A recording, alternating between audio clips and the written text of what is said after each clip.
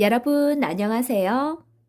오늘 이야기는 초등학교 3학년 2학기 국어 가에 수록된 거인 부벨라와 지렁이 친구입니다. 외롭게 혼자 지내던 거인 소녀 부벨라가 용감한 지렁이와 친구가 되는 이야기예요. 지렁이를 기쁘게 하기 위해 노력하는 과정에서 마법의 힘을 발견합니다. 부벨라와 지렁이는 서로의 외모, 가치관, 행동, 양식 등의 편견을 가지지 않고 상대방의 모습 그대로를 받아들여요. 나와는 다른 친구를 따스하게 배려해주는 모습도 보여줍니다. 진정한 친구란 겉모습이 아닌 이해와 관심을 통해 사귀어 나가는 것임을 일깨워줍니다. 그럼 거인 부벨라와 지렁이의 우정 이야기 속으로 들어가 볼까요?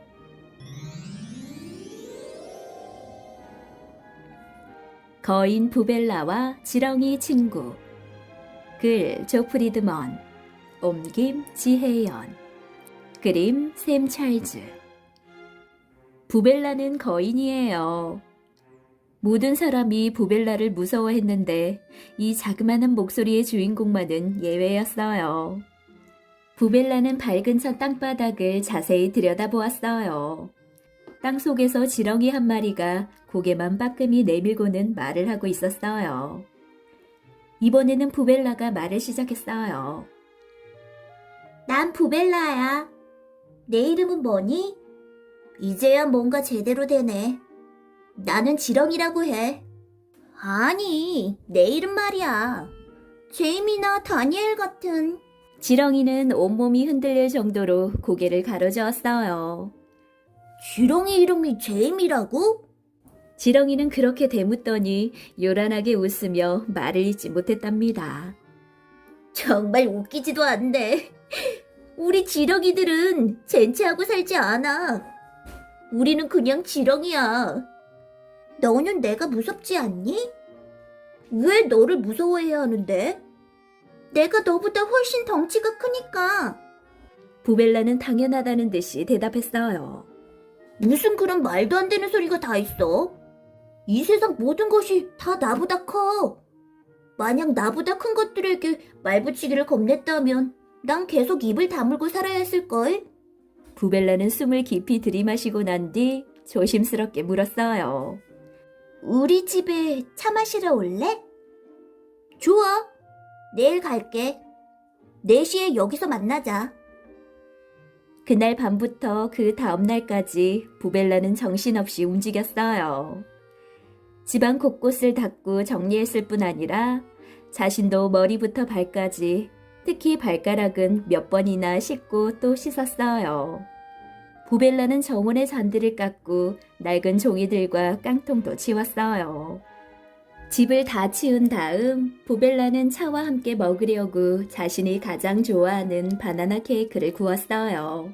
그러고는 가장 예쁜 옷을 꺼내 입었죠. 무지개 그림이 그려진 티셔츠에 구멍이 하나밖에 나지 않는 청바지를 입고 제일 아끼는 야구 모자를 썼어요. 이것저것 준비를 끝낸 다음 부벨라는 잠시 앉아서 쉬었어요. 그러다 문득 지렁이가 바나나 케이크를 싫어할지도 모른다는 생각이 들었어요. 그러자 초조하고 당황스러웠어요. 그럼 차 마실 때 무엇을 내놓아야 할까? 누구에게 물어보지?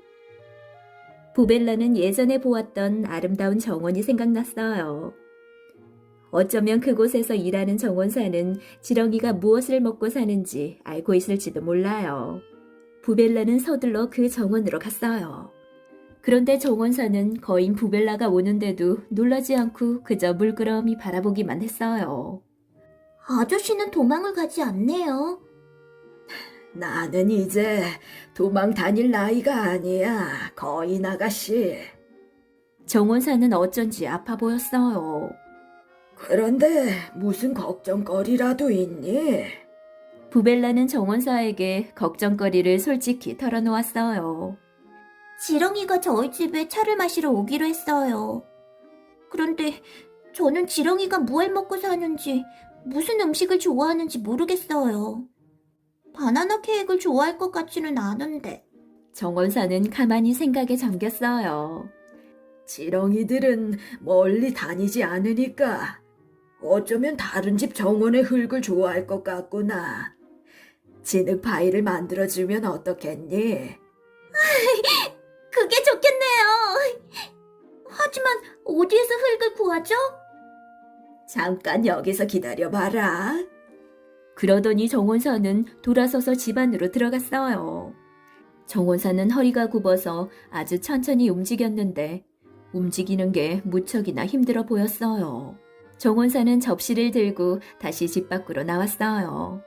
그러고는 천천히 움직이며 정원 세 곳에서 각기 다른 종류의 흙을 접시에 담은 뒤 접시를 부벨라에게 건네주었어요. 지렁이 친구가 정말 좋아할 거야. 고맙습니다. 고맙습니다. 부벨라는 얼마나 기쁜지 눈물이 나올 것만 같았어요. 정말 오랜만에 누군가가 부벨라에게 친절을 베풀어 주었거든요. 부벨라는 친절한 정원사에게 어떻게든 꼭 보답을 하고 싶었어요. 그때 갑자기 부벨라의 손이 간지러워지기 시작하더니 아주 따뜻해졌어요. 무슨 일이 벌어지고 있는지는 정확히 알 수가 없었죠. 부벨라는 손을 들어 정원사를 가리켰어요.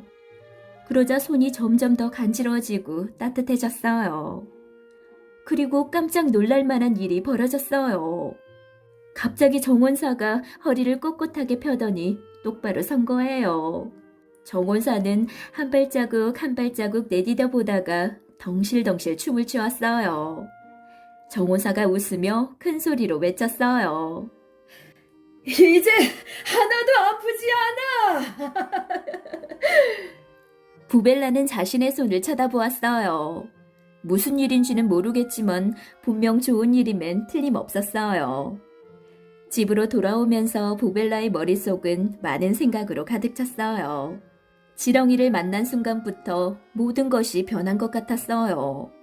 게다가 아주 특별한 일까지 일어났잖아요. 어쩌면 나에게 마법의 힘이 생긴 것은 아닐까? 하는 생각이 들었어요. 부벨라는 부엌에 들어가서 정원사가 준 흙으로 아주 근사한 진흙 파이를 만들었어요. 그런 다음 파이를 뚜껑으로 덮어 식탁 위에 놓은 뒤 손을 씻었답니다.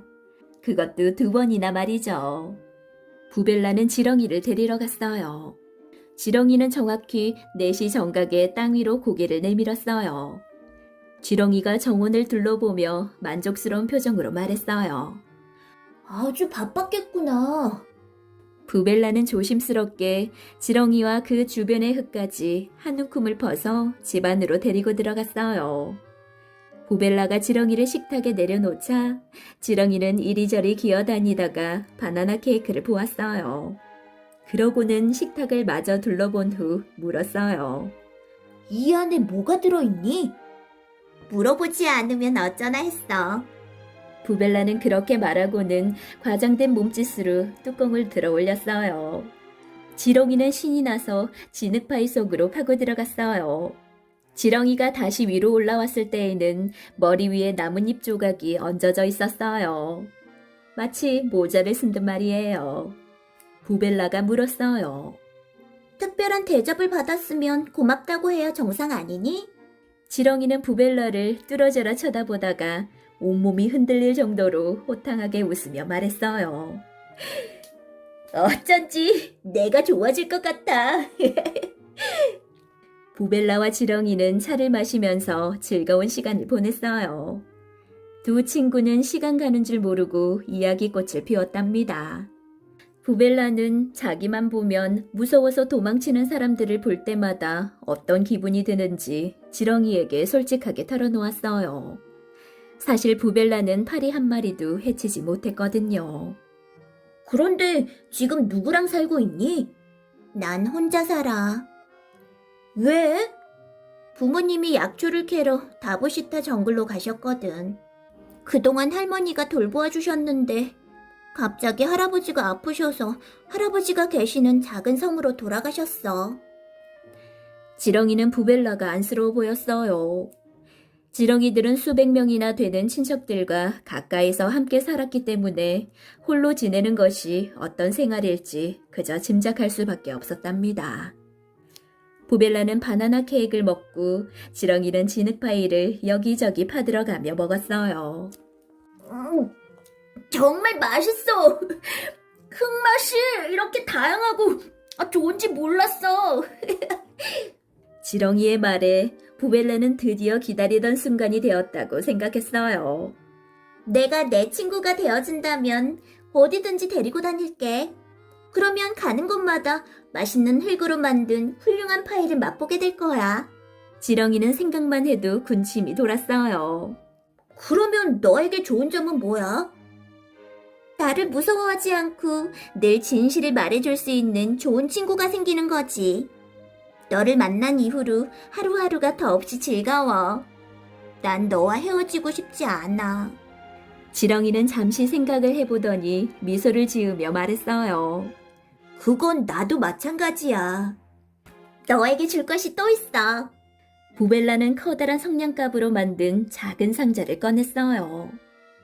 상자에는 가죽줄이 달려 있었고 안은 근사한 검은 흙으로 채워져 있었어요. 지렁이는 상자를 살피더니 안으로 기어들어갔어요. 부벨라는 상자를 들어올려 어깨에 매달았어요. 정말 멋지구나.